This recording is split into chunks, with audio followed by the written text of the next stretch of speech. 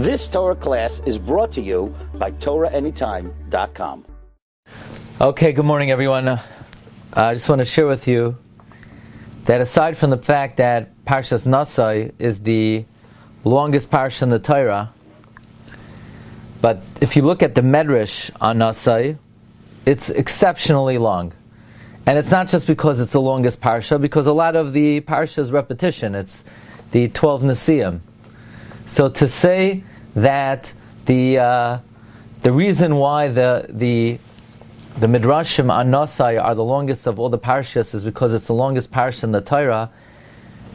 It's hard to say because in content it's not necessarily the longest, but the Medrash on Naso is exceptionally long. In the Zohar HaKadosh on Parshas Naso, it's the longest of any of the Parshas in the Torah. It seems like the Medrash Rabbah and the Zohar is Marich b'yoyser on Parshas Naso. Even more than its typical ratio per pasuk, there's more Medrash on Parshas Naso. So the Chidush Shiurim brings a wondrous reason for this. He brings this in the Sefer HaZechus in this week's Parsha. He says in most years we read Parshas Naso in the aftermath of Shavuos, because then we're makabel the Torah anew. So the Medrash, says the Chidush Shiurim, is what we're expound and investigate in the Torah. The Zohar is the light of the Torah. Like the Zohar says, Tachazi, come and see. And therefore, since Naso is in the aftermath of Kabbalah HaTorah, it's like after we're makabel the Torah anew, we get an extra measure, an extra dose of Torah, of Shefa, of Torah min hashamayim. So Hashem gives us Parshas Naso, the longest Parsha in the Torah, with the longest Medrash in the Torah, and the longest Zohar in the Torah. That's what the Chidush Shiurim writes on this week's Parsha. Interestingly, Reb Tzadok HaKohen in the Pri Tzadik in Oy Zayin, he brings another reason why we have the longest Parsha, Medrash, and Zohar this week. He says because in this week's Parsha we have Berchas Koyanim, and the shoyresh of the nefesh of a kohen is to be mashpia on Torah and Klal Yisrael. The function of the kohen, the objective of the kohen is Yoru Mishpatecha LiYaakov V'Sayrascha LiYisrael. So therefore, the hashba of Torah Sheba'al Peh, which is the Medrash, is very long. The Kamos Uve'echos on this week's Parsha. So these are two reasons why Naso is the longest Parsha. It's interesting, the Sefer Oitzer Place HaTorah brings that we have this commonality that the longest Parsha in the Torah is 176 psukim. The longest chapter in Tehillim is 176 psukim in Parak Kuf Yotes of Tehillim. And also the longest Masechta in Shas has 176 blat. So he brings from an interesting Sefer, Meichal Hamayim. He says, Kach Shamati HaMasoira Misha Yadeh Lidrosh Tam Bazeh Yavoy V'Scharei Kafel Min HaShamayim. So in other words, it's like it's a bit of a riddle. You know, what is significant about the number 176?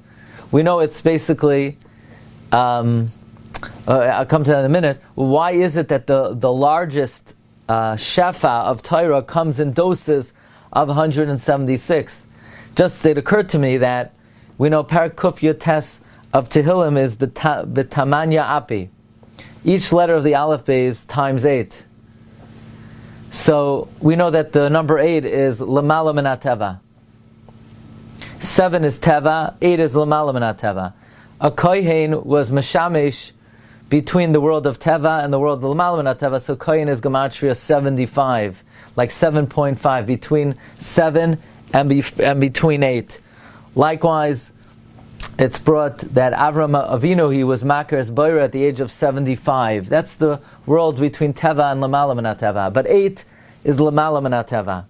So perhaps then, we know HaKadosh Baruch Hu gave the Torah B'chaf Beis Oisi Ois, and a certain dose that's L'mala min HaTeva. A dose that's L'mala min HaTeva is 8.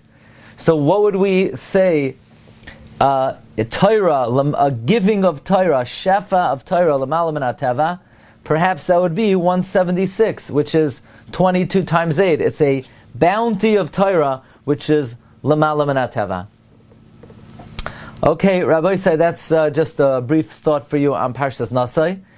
I couldn't help but think this morning how everything that occurs during the week is marumas in the Parsha. So we have Naso. Naso could be a reference to Hashem is elevating, or it could be a reference to the Nasi of Klal Yisrael. Es Roish. Who's the Roish of Klal Yisrael? The Gadol Hadar. B'nai Gershon. We are all B'nai Gershon, the Gadol Hadar of Gershon Edelstein. Could you imagine? It's like there's a remez in the beginning of this week's Parsha that now with the Petira of the Gadol Hadar, Hashem has to elevate us because we're Yisoimim Hayinu Ve'ein Av. Without our leader, Rashi says that a Rebbe is called a father, Avi Rechav Yisrael, and the Talmidim are called Banim, Shenemar V'shinantam Levanecha. So now with the passing of Rav Gershon Edelstein, so we're Mispalel, Nasai, elevate us, because Es Roish, we lost our Roish, B'nai Yisrael, B'nai Gershon. We are all the sons of the Manhag Hadar. Anyway, just a little food for thought. I want to welcome to the Shiur our good friend Rav David Hirsch, the author of the Sefer Pe'er Halacha, and I wish everybody a wonderful day. Thank you for sharing a few minutes together. Kol Tov, everyone. You've just experienced another Torah class brought to you by TorahAnytime.com.